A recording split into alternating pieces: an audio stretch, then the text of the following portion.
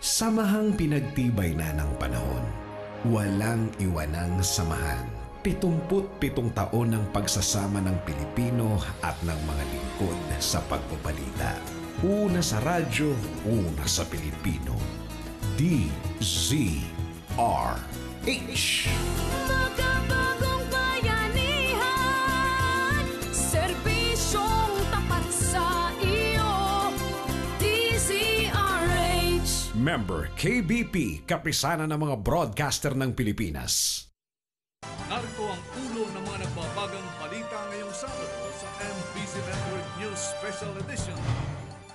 Pagbati ko sa pagsali ng mga estudyante sa mga kilos protesta, isinantabi ng grupo ng mga militante. Paghaharap ni Ronnie Dayan at Kerwin Espinosa, pinag-aaralan na. Mga labi ni Alvera Mayor Rolando Espinosa, maaring hindi na makita ng anak na si Kerwin. Sa Provincial News, Ronnie Dayan hawak pa rin ng PNP Pangasinan. Sa Trending News, Lola na biktima ng salisi na isa ring lola. Sa Alam Ba News, ano-ano ba ang mga kontrobersiyang kinasangkutan ng MMFF over the years? Sa News Covery, makabagong paraan sa pagpapark ng mga bike ipinakilala. Sa Good News, DZRH pinarangalan sa ginanap na 2016 PMAP Macatao Awards. At sa Showbiz, mga direktor ng indie film nagparinig kay Mother Lily. Ogie Alcacid, positibong sinagot ang kanyang basher. Mother Lily, inaabot ng pagkondena dahil sa pagmamaliit sa indie films. MBC Network News, broadcasting nationwide, worldwide, and netwide. From MBC Manila Broadcasting Company in Pasay City, ito ang MBC Network News.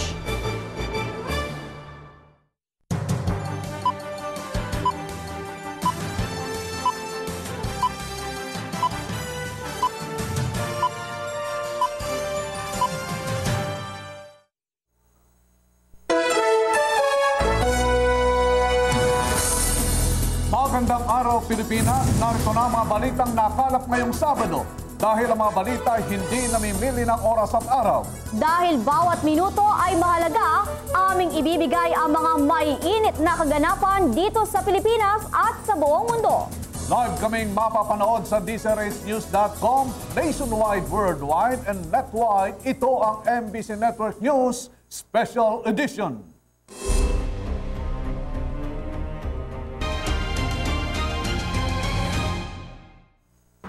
Ipinagkabit-balikat lamang ng bagong alyansang makabayan ang mga pagkastigo sa paglahok ng mga estudyante sa mga kilos protesta, partikular sa pagkontra sa natuloy at pasikretong paghimlay kay dating Pangulong Ferdinand Marcos sa libingan ng mga bayani. Kahapon sa ikinasang nationwide protest sa nasabing issue, marami sa mga eskwelahan, kabilang ang kanilang mga guro at maging ang mga estudyante ay sumali at nakilahok sa mga programang ginawa para maipahayag ang kanilang mariing pagtutol sa anila'y nagbukas ng sugat ng martial law. Dahil dito, marami ang kumwestiyon sa kanilang partisipasyon sa nasabing rally. Para sa detalye ng balitang yan, narito ang ating report. Ipinagkibit-balikat lamang ng bagong alyansang makabayan ang mga pagkastigo sa paglahok ng mga estudyante sa kilos protesta laban sa paghimlay kay dating Pangulong Ferdinand Marcos sa libingan ng mga bayani. Ayon kay Bayan Secretary General Renato Reyes, bagamat hindi na inabot ng mga naturang mag-aaral ang martial law, hindi maikakaila ang malaking papel ng kanilang ginagampanan sa paghubog ng mga susunod pang henerasyon. Sinabi ni Reyes na mahalaga na sa murang edad ay manatiling buhay ang naging leksyon ng batas militar sa bansa.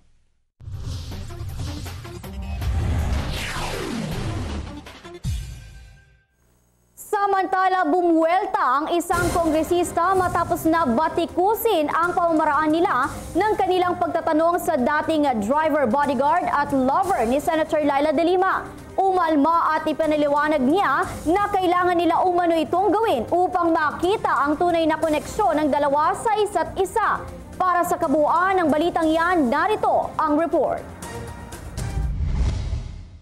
Binweltahan ng isang kinatawan ang mga bumabatiko sa paraan ng kanilang pagtatanong sa dating driver, bodyguard at lover ni Senator Laila De Lima. Ito ang reaksyon ni una ang Edukasyon Party List Representative Bong Velaro Jr. sa akusasyon na pinagpepiestahan lang ng House Committee on Justice ang love life ni De Lima at Ronnie Dayan. Ayon kay Velaro, dahil mahalaga na matukoy ang kredibilidad at karakter ni Dayan, natural lang na ungkatin ang mga bagay na magpapatunay kung gaano kalalim ang kanilang pinagsamahan ni De Lima.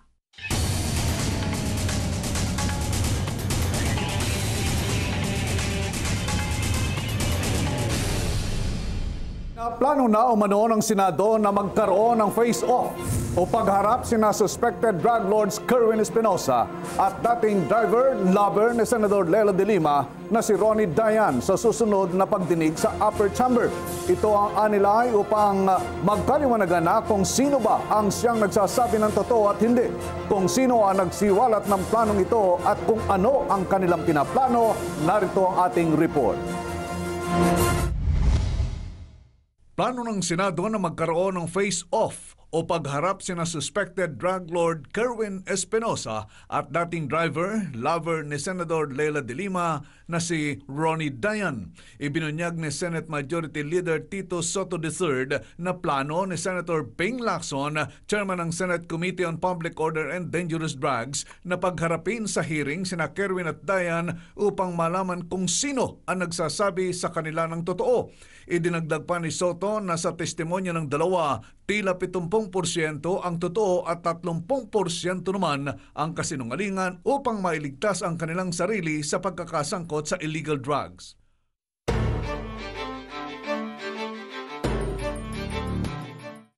Samantala, puntahan na muna natin ang ating provincial news. Matapos ang isinagawang congressional inquiry nito lamang Huwebes, si Ronnie Dayan balik na sa Pangasinan at hawak muli ng PNP Pangasinan. Para sa kabuuang detalye at sa kasalukuyang kalagayan ng dating driver, bodyguard, lover ni Senator Laila De Lima, narito ang report ni RH38 Freddy Fajardo. Madaling araw kanina dumating na si Ronnie Dayan dito sa Pangasinan, subalit hindi pa ito nakauwi sa kanilang tahanan sa Galarin, Orbis, Tondo.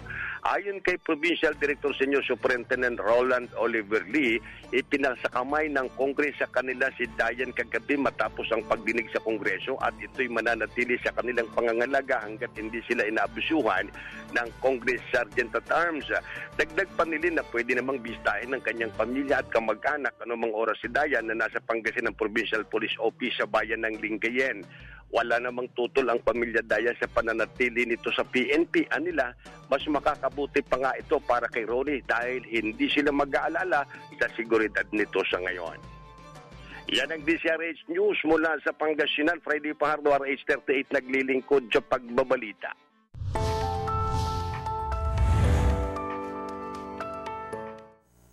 Samantala, partner, magbalitang showbiz na muna tayo.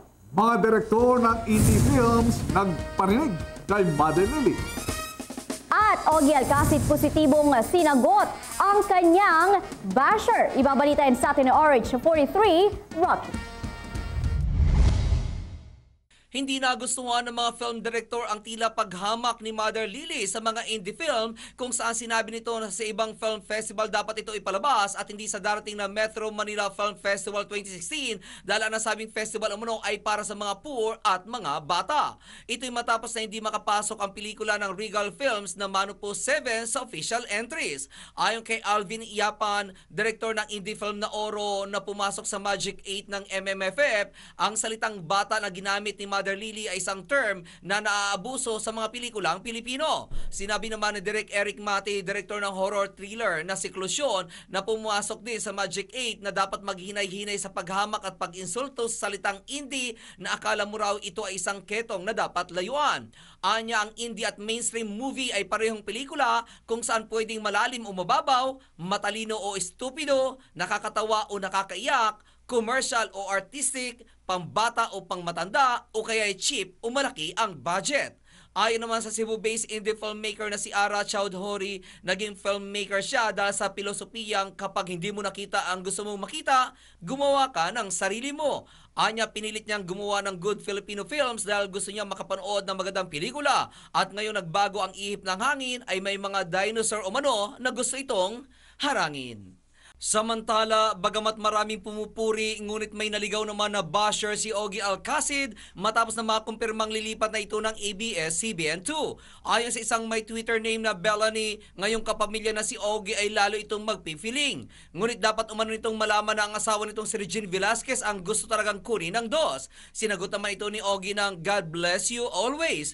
Humirit pang muli ang nasabing basher ng singer sa pamamagitan ng isang quote na may pakahulugan na ang ibang taong banal ay may tinatagong sungay. Ngunit muli itong sinagot ni Ogie na isang positibong pananaw kung saan sinabi nito sa kanyang basher ang mga katagang, God bless you my dear, I pray that the good Lord blesses all that you love, God loves you. At yan aking balita, ako naman si RH43 Rocky, ang inyong kaliga sa mundo ng showbiz.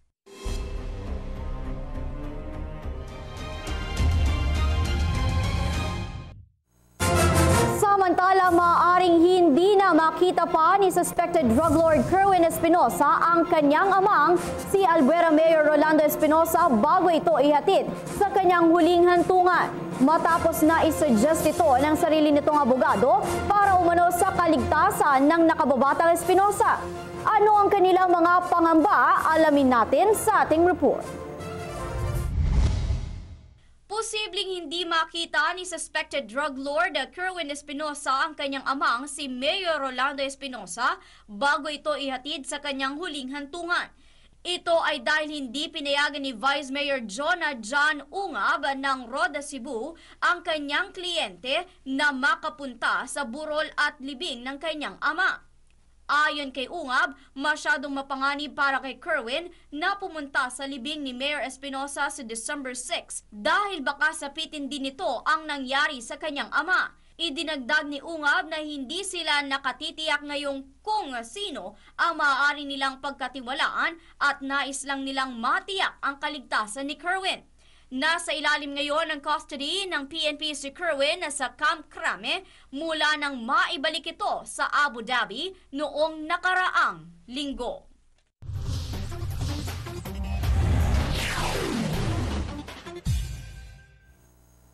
Samantala, pinag-aaralan na buksan ng MMDA ang 6 pang government-owned properties para umano makatulong sa pagpapaluwag ng daloy ng trapiko sa Metro Manila.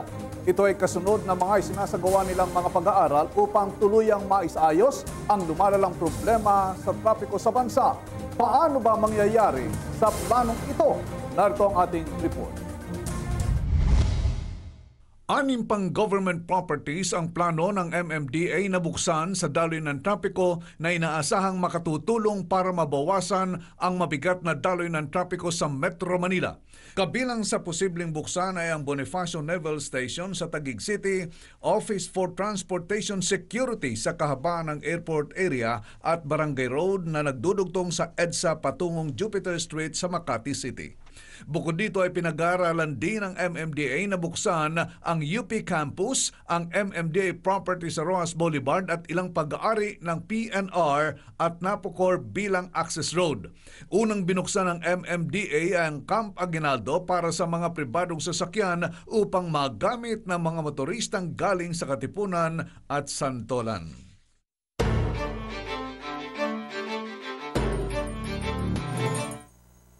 At ngayon, dumako naman tayo sa mga balita mula sa probinsya. High value target sa Katarman, natimbog at hawak ngayon ng mga pulis. Para sa kabuang detalye ng balitang yan, alamin natin sa report ni RH number 34, Jane Galit Bantayan.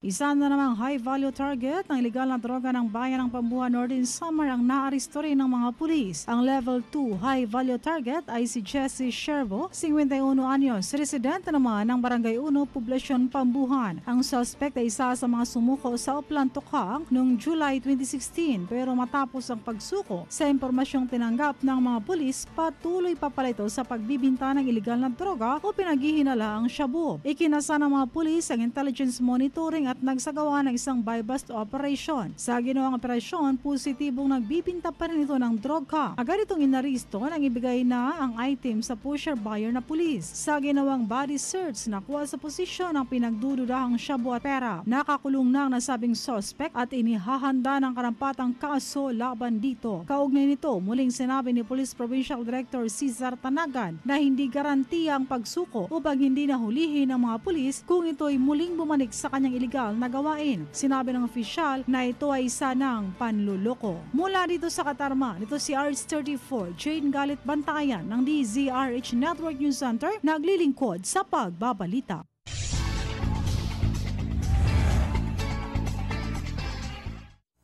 Samantala sa iba pang balita, isa na namang video ng salasi ang huli ng CCTV sa loob pa mismo ng isang sikat na supermarket. Ingat-ingat po kayo lalo na kung marami kayong mga pinamili at hindi na napapansin ang mga gamit o dalang gamit o sa inyong mga paligid. Mahirap na baka matulad pa kayo sa lolang ito na nakuhanan hindi lamang ng isa, kundi 2 cellphone. Paano ba ito nangyari? Narito ang ating report.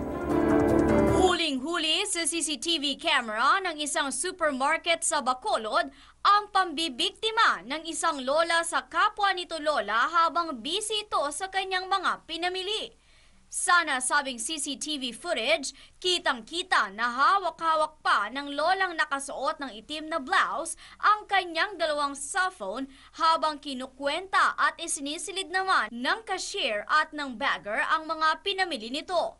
Nakasunod naman sa pila ang isa pang lola na nakasuot ng kulay cream na damit at may dalang malaking bag kung saan mayroon rin itong mga pinamili na itinabi sa mga pinamili ng naunang lola. Samantala habang tila nagbibisi-bisihan ang nakasunod na lola, busy naman ang naunang lola para bayaran ng kanyang mga pinamili kung saan meron pa itong tila pinirmahan sa isang papel na siyang dahilan kung bakit binitawan at nawala ang atensyon nito sa kanyang mga hawak na cellphone. Matapos na mabayaran at maisilid ang lahat ng napamili, siya namang pag-alis ng lola nang hindi na malayang naiwan pala niya ang kanyang mga cellphone sa counter table. Dahil dito nakakuha ng tiyempo na masalisihan at matakpan agad ng isa pang lola ang naiwang mga cellphone gamit ang kanyang malaking bag kung saan pa simple nitong isinilid sa loob ng bag ang mga cellphone. Tila naman naging lookout ng nasabing lola ang lalaking nakasuot ng orange na t-shirt at nakasombrero upang tila maayos na maisakatuparan ng dalawa ang kanilang binabalak.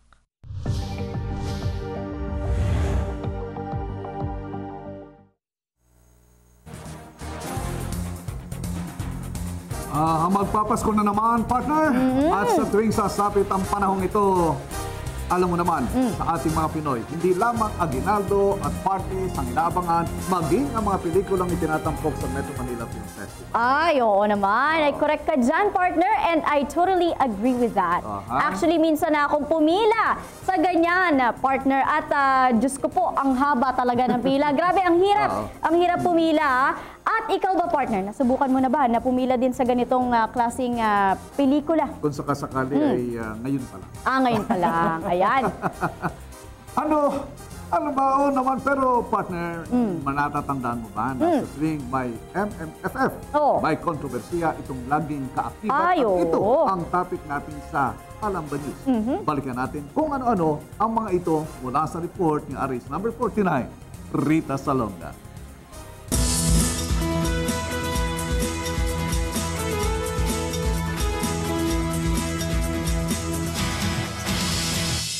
Ang Metro Manila Film Festival ay ang taunang film festival kung saan purong gawang Pilipino ang ipinapalabas sa mga sinyahan sa buong Metro Manila sa loob ng 2 linggo. Nag-uumpisa ito sa araw ng Kapaskuhan at nagtatapos ito 1 linggo pagkatapos ng bagong taon. Nagsimula ito noong 1975. Inaabangan ng mga tao ang parada ng mga floats ng mga lalahok na pelikula. Mga naglalakihan at magagarang floats lula ng mga artista ng mga pelikula ang ipinaparada sa kahabaan ng Rojas Boulevard. Ang best float ay kasamang pinaparangalan sa gabi ng parangal. Kasama na dito ang pag-announce ng Best Actor, Best Actress at ang pinakahihintay ng lahat, ang Best Picture. Ngunit kaakibat na siguro ng MMFF ang kontrobersiya dahil bawat taon palagi itong pinuputakti ng issue. Balikan natin ang ilan sa mga maiingin na kontrobersiya sa MMFF. Ang pag-walkout ng batikang direktor na si Lino Broca noong 1977 dahil hindi nito natanggap na 8 sa 10 major awards ng gabing iyon ay nakuha ng burlesque queen ni Celso Ad Castillo. Noong 1978 naman, walang nanalong Best Actor, Best Actress, Best Supporting Actor at Actress at tinanghal ng Film Festival si Nora Honor bilang Best Performer para sa role nito sa Atsay. Noong 1986 naman, walang ginawaran ng Best Picture, Best Story at Best Screenplay. Dahil ayon sa mga jurors, wala ni isa sa mga lumahok na pelikula ang may deserve ng nasabing mga awards. At sino ang makakalimot sa Take It moment ni Miss Mauritius Viveka Babaji kung saan inannounce nito ang maling pangalan sa Best Actress Award. Binanggit ni Miss Mauritius ang pangalan ni Rufa Gutierrez bilang nanalong Best Actress at binulungan pa nito ang kapatid ni Rufa na si Rocky Gutierrez na kasama niya bilang presenter na Take It. Sa nasabing gabi ng parangal rin naganap ang maling pagbanggit sa pangalan ni Gabby Concepcion bilang Best Actor na nararapat sana ay para kay Edu Manzano.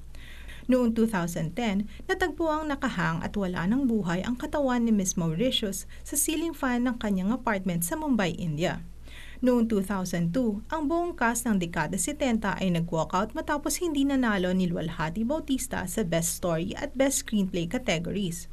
Nag-walkout rin si Direk Joel Lamangan nang tinalo siya ni Jose Javier Reyes noong 2005. Noong 2006, binago ng committee ang basihan ng award para sa Best Picture at mas binigyan nila ng timbang ang commercial appeal ng isang pelikula. Noong 2011 naman, tinanggap ni Direk Ticoy Aguilos ang Best Director Award kahit inamin nito na hindi pinagpaalam sa kanya ang pag-edit ng pelikulang Manila Kingpin. At syempre, noong nakaraang taon kung saan di umano'y biglaan ang pag-pull out ng organizers sa Honor Thy Father ni Eric Mati na pinagbibidahan ni John Lloyd Cruz sa Best Picture category dahil lumahok na ito sa Cinema One Originals. Para sa Alam Ba News, RH49, Rita Salonga, naglilingkod sa pagbabalita.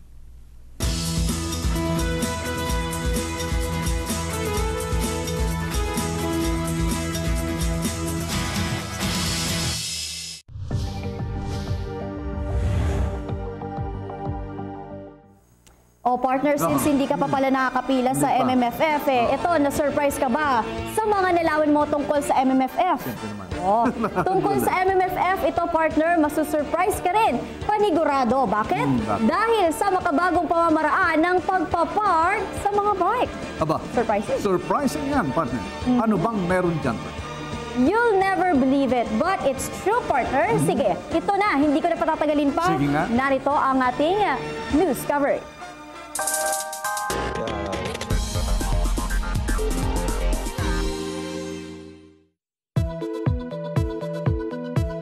Isa ka bang cyclist o gusto mong magkaroon ng bike pero wala kang enough space to park your bike? Narito na ang Parkes, ang vertical bike parking area para sa inyong mga bisikleta. Sa pamagitan ng Parkes, makakasave ka ng malaking space. Bukod pa ito sa stylish at madaling gamitin kahit ng mga teenager at buntis. Bukod dito, sinusolve din ng Parkes ang messy parking ng mga bike dahil naniniwala ang Parkes na ang bike parking should be simple, quick at effortless. Ang Parkes ay may dalawang pagpipilian. Ang original Parkes na kulay dilaw at ang luxury Parkes na kulay metallic. At yan ang ating news coverage, RH44, Bien Daklis, naglilingkod sa pagbabalita.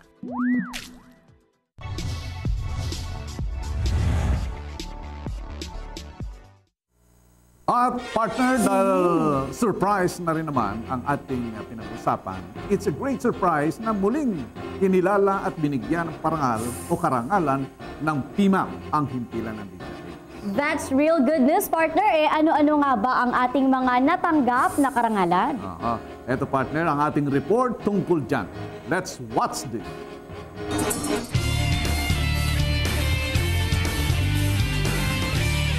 Tuloy-tuloy na paglilingkod sa pagbabalita. Muling kinilala ang natatanging pagmamahal at dedikasyon sa pagtulong at serbisyo publiko ng himpilang DZRH para sa sambayan ng Pilipino. Ito'y matapos mapansin at gawaran ng karangalan ng People's Management Association of the Philippines o PMAP, ang DZRH Operation Tulong at ang mismong himpilan sa patuloy na paglilingkod at walang kinikilingang pagbabalita. Iginawad ng 2016 PMAP Makatao Awards ang Best Public Affairs Radio Program sa DZRH Operation Tulong, habang tinanggap naman ng himpilan ng DZRH ang pinakamataas na karangalan para sa radyo, ang Best Radio Station. Ito ay napakalaking parangal sa DZRH at maraming salamat sa inyo sa pagkilala sa mga efforts ng DZRH na tuloy-tuloy na paglilingkod sa pagbabalita. Para sa PMAP, sa lahat po ng mga bumubuo, maraming salamat sa pagkilala na ito. At ito po ay aming magiging inspirasyon para lalo pang maglingkod sa ating pong mga kababayan. At sabi nga, hindi magiging matagumpay ang isang institusyon kung wala ang pagtutulungan ng mga tao sa harap at likod ng mikropono. At sa pangalan ng ating FJ Group of Companies, of course, Mr. Fred J. Elsalde, na siyang nagtatag ng DZRH Operation Tulong. Sir Fred, maraming pong salamat.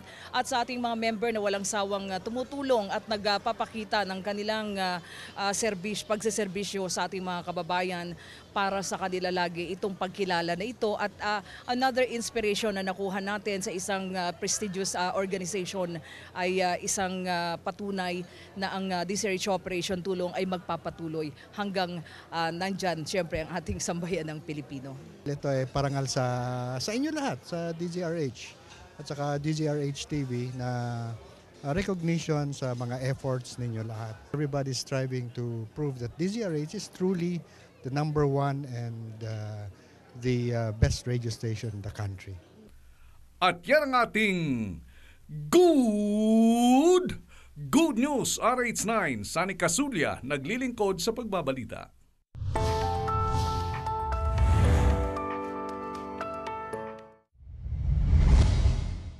Hindi lamang mga artista at mga direktor ang nagpahayag ng kanilang pagkadisgusto sa sinabi ni Mother Lily na hindi para sa mga indie film ang Metro Manila Film Festival at may ibang araw para sa mga ito. Ito'y matapos na ma-disappoint ang Regal producer dahil hindi nakapasok sa Magic 8 ng 2016 MMFF ang kanyang pelikula na Mano Po 7 Chinoy. Dahil dito ang kaya't dinagsa ito ng pagkondina mula sa publiko. Ayon kay Paula Biancalapos, kaya ba't hindi nakukuhanan ni Mother Lily ng pera ang mga mahihirap para panoorin ang pelikula nito ay hindi na makakapag-enjoy ang tinatawag nitong poor. Sinabi naman ni Jonathan Andal na masyadong mababa ang tingin ni Mother Lily sa pelikulang Pilipino kaya't mababaw na pelikula din ang ibinibigay nito. Ayon naman kay Princess Desierdo, nakakainsulto ang naturang pahayag ni Mother Lily.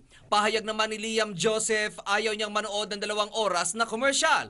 Sinabi naman ni Jen Genesila na ang MMFF ay isang film festival at hindi lamang income generating project at kaya raw ba indie film ay hindi na pwedeng panoorin ng bata at hindi na pwede sa mga poor. Matindi naman ang pahayag ni Golds Gaduel sa Maniego nang sabihin nito na patigilin na ang mga sakim na producer sa pagbibigay ng mga hindi kalidad na pelikula sa publiko dahil deserve umano ng publiko ang quality films. Ayon naman kay John Rafvinsky, pwedeng ipalabas ang indie films kahit na anong okasyon. Idinagdag pa nito na si Mother Lily ang antagonist ng mga quality films at protagonist ng Christmas, family at mga bata. Sinabi naman ni Alu Lantin na masyadong mababa ang tingin ni Mother Lily sa mga manonood kung saan critical na umano ngayon mag-isip ang mga tinatawag nitong poor. At yan ang aking balita. Ako naman si RH43 Rocky, ang inyong kaliga sa mundo ng showbiz. At yan ang ating balita. Ako naman si RH43 Rocky, ang inyong kaliga sa mundo ng showbiz. At yan ang aking balita. Ako naman si RH43 Rocky, ang inyong kaliga sa mundo ng showbiz. At yan ang aking balita. Ako naman si RH43 Rocky, ang inyong kaliga sa mundo ng showbiz. Samantala, partner, bago tayo magtapos, nararamdaman mo na ba ang Christmas feels? Ramdam na ramdam. Ramdam na. Pero ako hindi pa. Ako hindi pa talaga. Ayan, bago tayo magtapos, ilang araw na lamang ba bago magpasko? Lapit na. 28 days na lang, ano? 12 hours, 55 minutes, and 55 seconds. Merry Christmas. Yes, pero sana, alam niyo na. Alright. At yan ang kabuuan ng ating balitan ngayong araw. Kami ang inyong lingkod sa pagbabalita. Ako po naman si Sunny Casulia. At ako po si Bien Dacles. Sa susunod na Sabado, alas 10:30 ng umaga, Tuloy-tuloy ang ating balitaan dito lamang sa MBC Network News Special Edition.